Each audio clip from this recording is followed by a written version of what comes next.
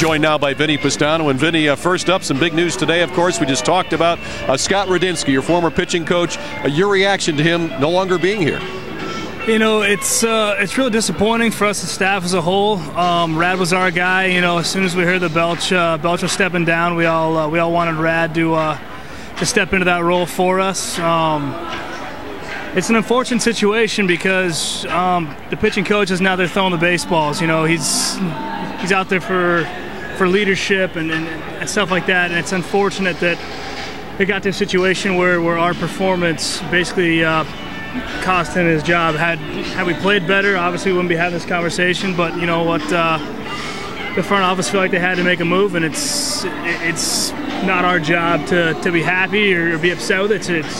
It's our job to accept it. But you know what, we need to move on from right now. It's, like I said, disappointing, but as a business move, you have to understand it, judging by where we rank on the pitching staff wise. Well, the new guy they got, Ruben Niebla, here's a guy, Vinny, that also is very well liked amongst pitchers, and you're a guy that's also had him in the past. Yeah, Ruben's going to be very familiar with our pitching staff. He had 3/5 of our rotation in AAA this year already.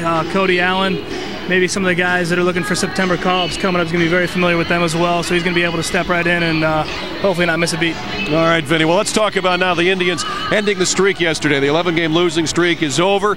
You beat the Minnesota Twins yesterday, a good win. Another quality start for Justin Masterson, and it's back-to-back quality starts now, so even the day before, you could feel like you guys were starting to come out of it. Definitely. I mean, it's just one of those things where every day, you know, you try and fight harder, and sometimes, you know, fighting harder isn't the answer. Sometimes you just have to sit back and, you know, let the game play out and not put so much pressure on yourself, because, you know, 2 becomes 3, 3 becomes 6, 6 becomes 11.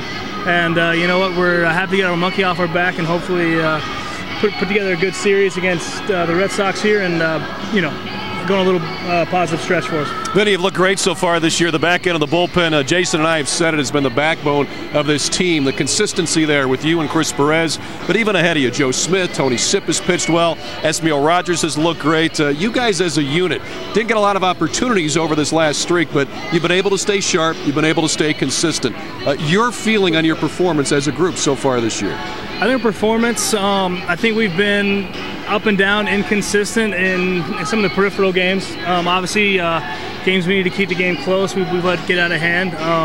But I think the most glaring statistic, one that I put the most faith in, is what our record is when we're leading after 6. I think to have a strong bullpen, that's a record that speaks for itself, and obviously we're very good in that department, and I'm happy with where we're at on that.